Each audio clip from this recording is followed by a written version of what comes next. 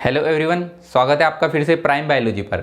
हम देख रहे थे पादपों में पोषण, श्वसन एवं उत्सर्जन, जिसमें पादपों में पोषण पर हम लास्ट लेक्चर में बात कर चुके हैं।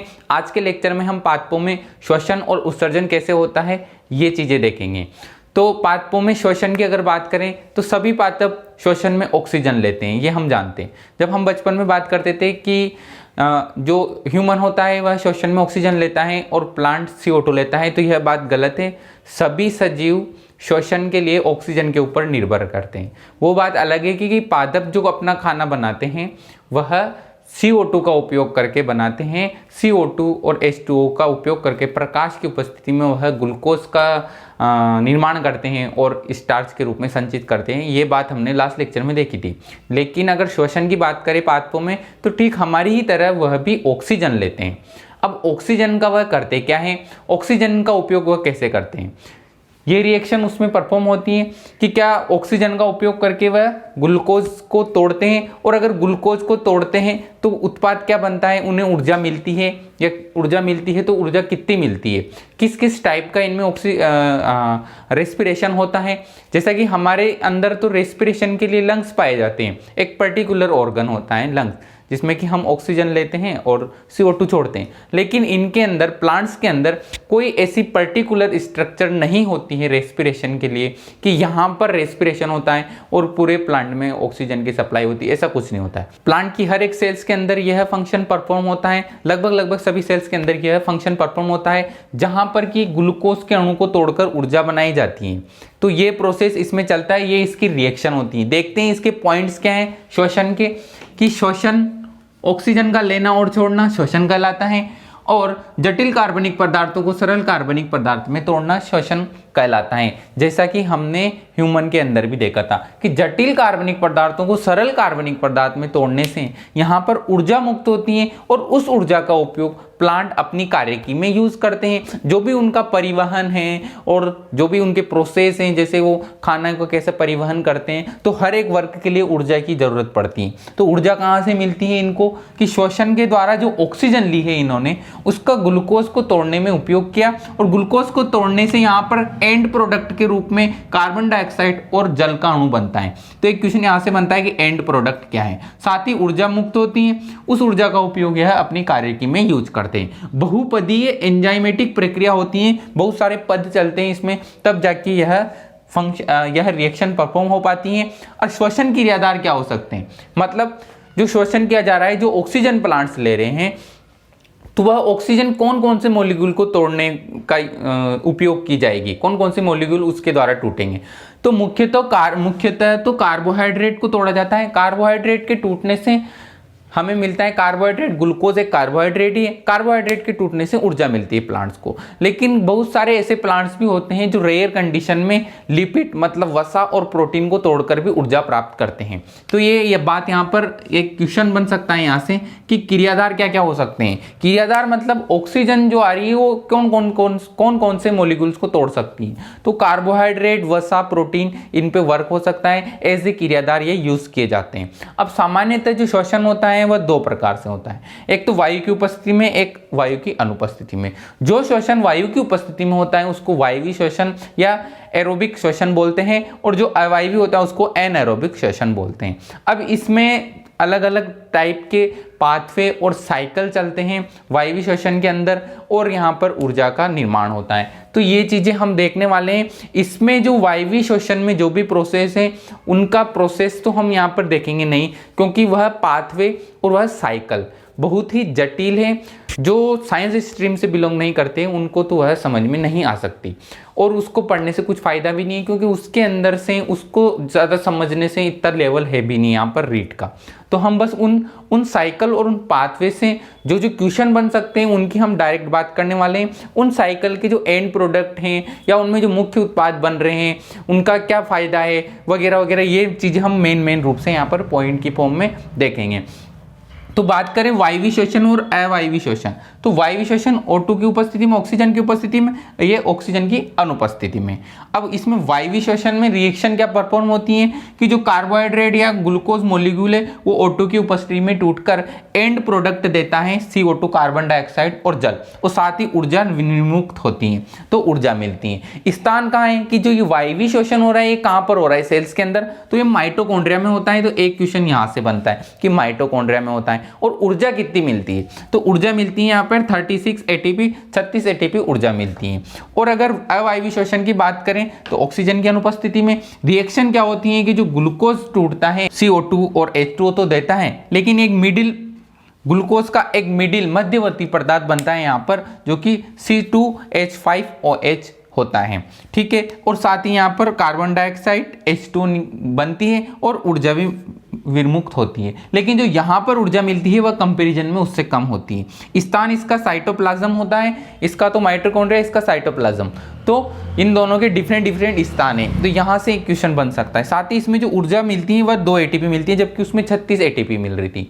अब जो अवायवीय श्वसन होता है इसके भी कुछ मेन पॉइंट है जो जहां से क्वेश्चन बन सकता है एग्जाम में। जैसे कि बात करें एस्केरिस एनिमल की, तो इसमें माइटोकॉन्ड्रिया एब्सेंट होते हैं। अब एस्केरिस में माइटोकॉन्ड्रिया एब्सेंट है तो ऑब्वियसली इसमें वायवीय श्वसन तो नहीं हो सकता, तो इसमें अवायवीय या अनाक्सी रिएक्शन होती है, मतलब अवायवीय श्वसन होता है। तो एक क्वेश्चन यहाँ से बन सकता है। जो ह्यूमंस की मांसपेशियां होती है वहां भी अनाक्सी रिएक्शन होती है। एनॉक्सी रिएक्शन मतलब एनारोबिक रेस्पिरेशन होता है, जहां पर लैक्टिक एसिड का निर्माण होता है, और लैक्टिक एसिड के निर्माण होने की वजह से जो है मांसपेशियों में पेन फील करते हैं। फिर उस लैक्टिक एसिड को वापस से लीवर में भेजा जाता है, वहां पर एक साइकिल चलती है। उस साइकिल के थ्रू फिर उसका लैक्टिक एसिड का ग्लाइकोजन या ग्लूकोज में कन्वर्ट कर दिया जाता है और वापस से ऊर्जा बना ली जाती है।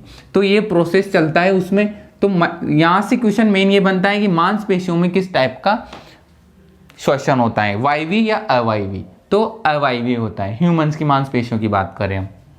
अब बात करें वायवीय श्वसन की बात कर रहे हैं कि वायवीय श्वसन 4 स्टेप में चलती हैं। जो प्लांट्स के अंदर वायवीय श्वसन होता है 4 स्टेप में चलता है। एक तो ग्लाइकोलाइसिस पाथवे चलता है, एक सिंगल पाथवे होता है ग्लाइकोलाइसिस, जिसके द्वारा यहाँ पर आगे का प्रोसेस परफॉर्म होता है कि ग्लाइकोलाइसिस होता है। फिर इसमें क्रेब साइकिल चलता है। अब क्रेब साइकिल और ग्लाइकोलाइसिस को कनेक्ट करने वाला एक उत्पाद बनता है बीच में एसिटिल CoA।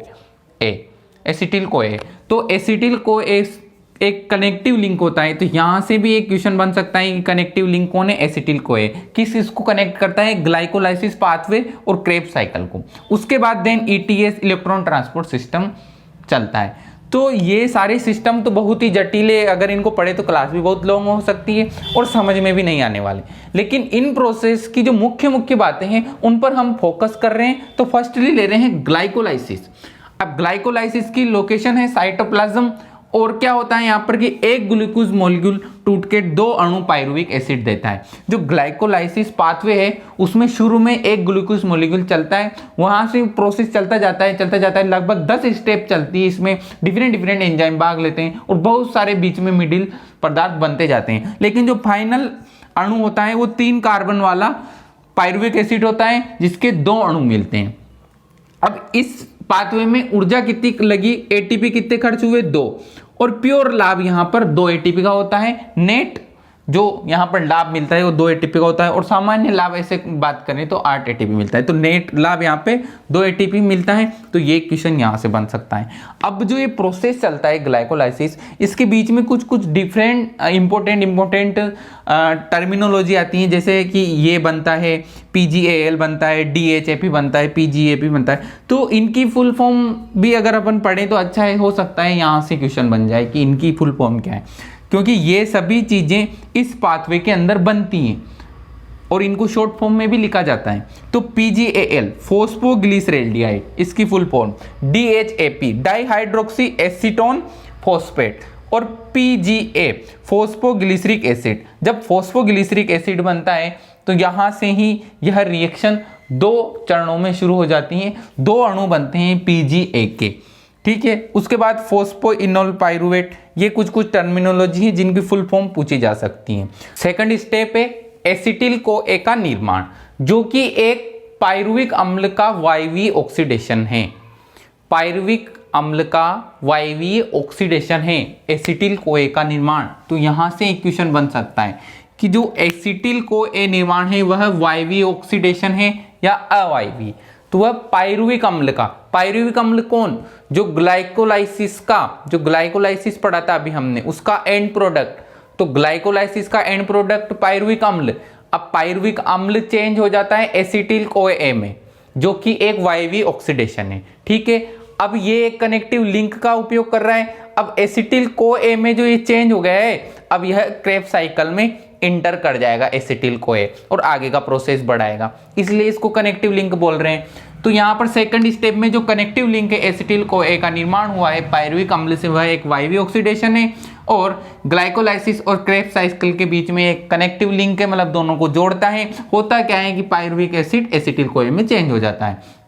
नेक्स्ट है क्रेब्स साइकिल, जिसको सीट्रिक एसिड साइकिल भी बोलते हैं। इसकी खोज H.A. क्रेब्स ने की, जिसके लिए इनको नोबेल प्राइज दिया गया। यह साइकिल चलती है माइटोकॉन्ड्रिया की मैट्रिक्स में और यहाँ पर OAA ऑक्जेलो एसिटिक एसिड और एसिटिल कोए जो कि कनेक्टिव लिंक है, यहाँ पर एसिटिल कोए दोनों मिलकर यहाँ पर वापस OAA बना लेते हैं। क्यों? क्योंकि यह एक साइक्लिक प्रोसेस, यह एक चक्र है जो OA से ही स्टार्ट हुआ है और OA पे ही खत्म हो जाता है। OA मतलब ऑक्जेलो एसिटिक एसिड, तो इसी से स्टार्ट होता है और इसी पे आके खत्म होता है। तो वापस ये जो लास्ट पे आके खत्म हुआ है ये वापस साइकिल में इंटर कर जाता है। ऐसे साइकिल की कंटिन्यूटी बनी रहती है। साथ ही इसमें CO2 वगैरह रिलीज होती है, तो फाइनल प्रोडक्ट OA हो गया, CO2 भी लिख सकते हैं और ATP यहाँ पर निर्माण होता है। कुल लाभ कितना हुआ ATP का? 24 ATP का लाभ यहाँ पर हुआ क्या है कि एसिटिल कोए से 12 ATP बने। कितने एसिटिल कोए से? एक एसिटिल कोए से। तो यहाँ पर 2 एसिटिल कोए का यूज किया जाता है, तो यहाँ पर टोटल हो जाएगा 24 ATP, 1 से 12। अब कुल श्वसन लाभ की बात करें कि जो भी श्वसन में लाभ हुआ है अब तो वो कितना हुआ है, तो ऑक्सी श्वसन से तो 36 होता है, अनऑक्सी से 2 होता है, तो टोटल यहाँ पर 38 हो गया। कैसे हुआ 38? कि ऑक्सी से 36 और अनऑक्सी से 2। तो ये बात यहाँ पर ध्यान रखने योग्य है। अब नेक्स्ट बात करते हैं ETS की, जो इसका अगला प्रोसेस है।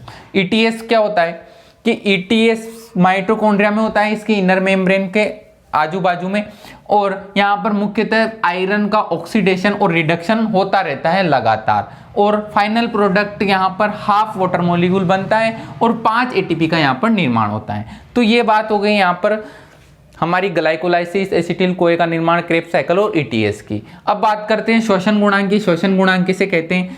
तो मुक्त हुई CO2 का आयतन और उपयोग में ली गई O2 का आयतन, मतलब RQ इक्वल टू रेस्पिरेशन गुणांक। ठीक है, श्वसन गुणांक, तो RQ बराबर मुक्त हुई CO2 का आयतन अपॉन उपयोग हुई O2 का आयतन। अब अगर निकालें हम कि कार्बोहाइड्रेट का ये RQ कितना है, श्वसन गुणांक कितना है, वसा का श्वसन गुणांक कितना है, प्रोटीन का कितना है और ऑक्जेलिक अम्ल का कितना है, तो ये एक क्रियाधार की तरह यूज होते हैं प्लांट के अंदर। हमने मुख्यतः कार्बोहाइड्रेट को क्रियाधार मानते हुए ये सारे प्रोसेस देखे, लेकिन प्लांट रेयर कंडीशन में वसा, प्रोटीन, ऑक्जेलिक अम्ल इनको भी तोड़कर ऊर्जा प्राप्त करते हैं। तो कार्बोहाइड्रेट की बात करें तो ऑक्सी श्वसन में कार्बोहाइड्रेट का श्वसन गुणांक है 1, जबकि एनोरबिक जो अनऑक्सी श्वसन है उसमें अनंत है। क्यों? क्योंकि ऑक्सी श्वसन में तो 6CO2 और 6O2 का उपयोग कर रहा है, लेकिन यहाँ पर एनोरबिक में यह CO2 का तो उपयोग कर रहा है, लेकिन मतलब मुक्त तो हो रही है, CO2 मुक्त तो हो रही है, लेकिन O2 का उपयोग नहीं हो रहा है। जैसे कि यहाँ पे तो CO2 मुक्त हो रही थी 6 अणु और 6 ऑक्सीजन अणु का उपयोग हो रहा था, इसलिए 6/6, तो एक आंसर आ गया, मतलब 1 है RQ। लेकिन एनारोबिक में CO2 का रिलीज तो हो रही है यह 2 अणु, लेकिन ऑक्सीजन यहां पर 0 है, तो इसका 2/0 इक्वल टू अनंत। तो ये इसका RQ या श्वसन गुणांक रहेगा। वसा का हमेशा 1 से कम रहेगा, लगभग 0.7 मान सकते हैं। प्रोटीन का 0.9 के लगभग रहेगा और ऑक्जेलिक अम्ल का 4 के लगभग रहेगा। तो ये बात हो गई यहाँ पर श्वसन की। अब बात करते हैं पादपों में उत्सर्जन की। हमने बात की पादपों में पोषण की, श्वसन की, और आखिरी पॉइंट ले रहे हैं पादपों में उत्सर्जन। पादप उत्सर्जन भी शो करते हैं, जैसा कि आप नॉर्मल रूप से देखते हैं कि पादपों में गिठाने बन जाती हैं, गोंद का स्त्रवण होता है, पादपों में जब अपन अफीम के जो कट मारते हैं, वो जहां से अफीम निकल के आती है, वो भी एक टाइप का उत्सर्जन है। पादपों के द्वारा वाटर की हानि, वो भी एक टाइप का उत्सर्जन है। तो देखते हैं इसमें कि उत्सर्जन की क्या टाइप है, रंध्र के बारे में थोड़ी संरचना का अध्ययन करेंगे। तो पादप जैविक क्रियाओं के पश्चात अपशिष्ट का बनना, पादप में जो भी जैविक क्रियाएं परफॉर्म हो रही, जैसे हमने अभी देखा था ग्लूकोज का टूटना, ग्लूकोज का बनना वगैरह वगैरह, जो भी पोषण और श्वसन में देखा, जो भी क्रियाएं परफॉर्म हो रही है उनमें जो अपशिष्ट पदार्थ बन रहा है, जैसे CO2 एक लाइक अपशिष्ट पदार्थ की तरह भी वर्क करता है अगर ज्यादा मात्रा में है तो पादपों की जैविक क्रियाओं के पश्चात अपशिष्ट पदार्थ का बनना तथा उसे बाहर निकालना उत्सर्जन कहलाता है पादप के अंदर। और उपचय क्रियाओं के प्रोडक्ट का यूज अपचय क्रियाओं में होता है। पादप के अंदर एक खासियत होती है कि जो भी उपचय क्रियाओं में प्रोडक्ट बनते हैं उनका अपचय क्रियाओं में यूज होता है। हमने जो पोषण और श्वसन देखा उसमें आपने देखा हो कि रिएक्शन, जो पोषण की रिएक्शन है वही श्वसन के अंदर उल्टी चल रही है पीछे से, जो क्योंकि पोषण में तो हमने क्या बनाया था, ग्लूकोज बनाया था, लेकिन श्वसन में हमने ग्लूकोज को तोड़ दिया। तो जो उपचय में बनते हैं प्रोडक्ट उनका अपचय में यूज कर लिया जाता है। हम जैसे मान सकते हैं कि जैसे प्रकाश संश्लेषण से प्राप्त O2, प्रकाश संश्लेषण से हमें ऑक्सीजन मिली, उसका यूज हमने श्वसन में कर लिया, ऑक्सीजन का यूज करके हमने ग्लूकोज तोड़ लिया श्वसन में।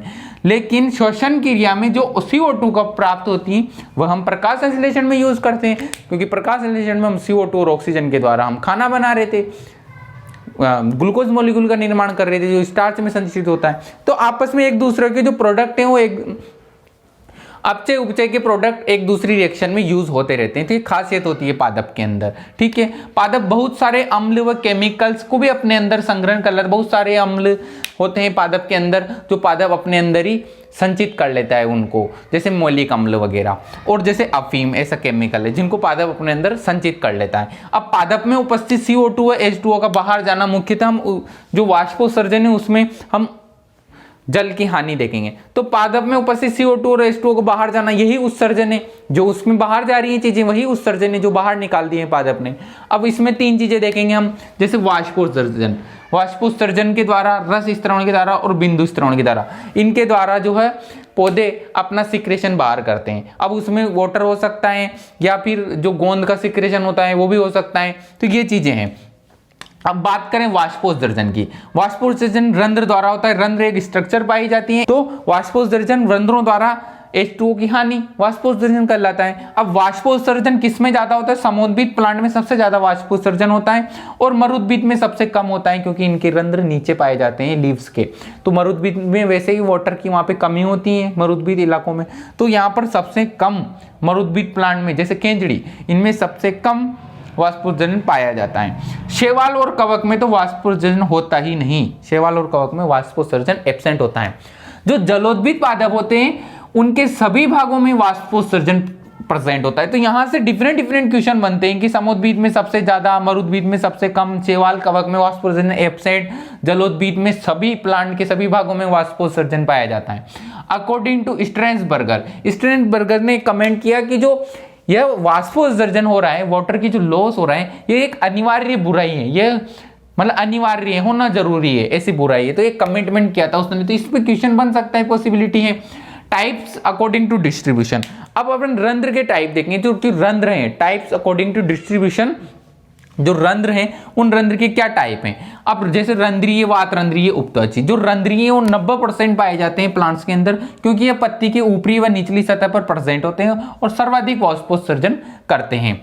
जो वातरंध्रीय होते हैं वो 1% होते हैं तथा तने की छाल पर प्रेजेंट होते हैं। और अनियंत्रित रंध्र हैं, ये कभी बंद नहीं होते, ये खुले ही रहते हैं, 24 आवर कंटिन्यू इनका काम चलता रहता है। उपत्वची रंध्र जो है 9% पाए जाते हैं प्लांट के अंदर और पत्ती की त्वचा द्वारा H2O का लॉस होता है यहाँ पर। तो ये बात हो गई इनके टाइप्स की कि डिस्ट्रीब्यूशन कहाँ कहाँ पाए जा रहे हैं। अब देख रहे हैं टाइप्स की लोकेशन। एक तो हो गया टाइप्स ऑफ डिस्ट्रीब्यूशन, कहाँ कहाँ रखे गए हैं, तने पे रखे गए हैं कि पत्तियों पे रखे गए हैं, कि प्लांट के डिफरेंट भागों में इनका डिस्ट्रीब्यूशन किया गया है। अब उन भागों में भी ये कहाँ पर प्रेजेंट है, जैसे पत्ती पे प्रेजेंट है, लेकिन पत्ती पर कहाँ पर प्रेजेंट है, तो लोकेशन के बेसिस पे हम देख रहे हैं। जैसे इपीस्टोमेटा पत्ती की ऊपरी सतह पर, हाइपोस्टोमेटा पत्ती की निचली सतह पर, एम्फीस्टोमेटा दोनों सतह पर, जैसे कि समुद्भिद प्लांट्स में पाया जाए दोनों सतह पर। अब एस्टोमेटा, एस्टोमेटा एब्सेंट, स्टोमेटा नहीं प्रेजेंट है।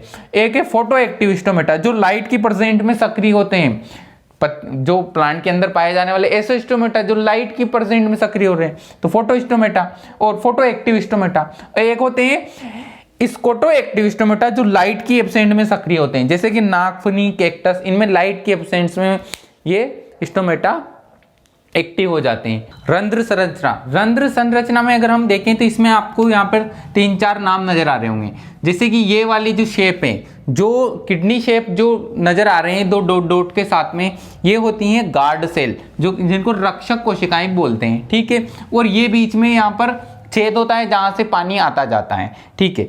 अब इस रक्षक कोशिका के बाहर की तरफ जो फलक लाइक स्ट्रक्चर नजर आ रही है, ये सब हेल्पर सेल कहलाती हैं, सहायक कोशिकाएं कहलाती हैं, जो रंध्र को खुलने व बंद होने में मदद करती हैं।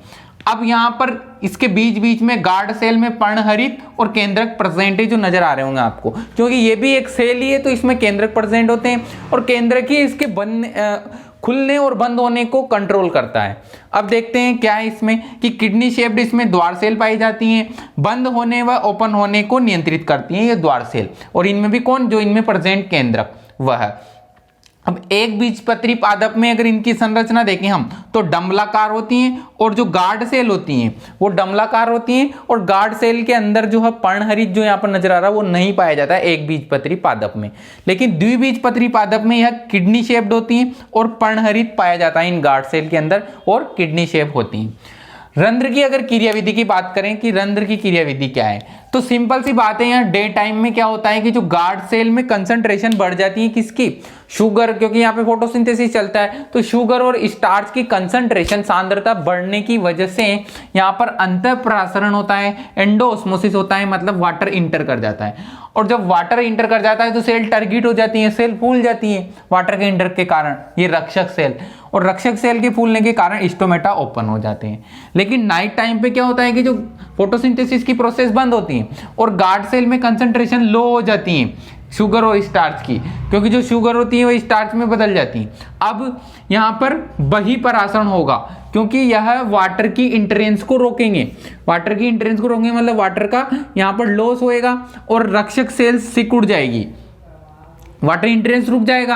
अब वाटर इंट्रेंस रुक जाएगी तो रक्षक सेल सिकुड़ जाएगी, रक्षक सेल के अंदर वाटर की इंट्रेंस नहीं जा रही है, अब वाटर की कमी आ गई रक्षक सेल के अंदर, तो यहाँ पर रक्षक सेल सिकुड़ जाएगी और स्टोमेटा क्लोज हो जाएंगे।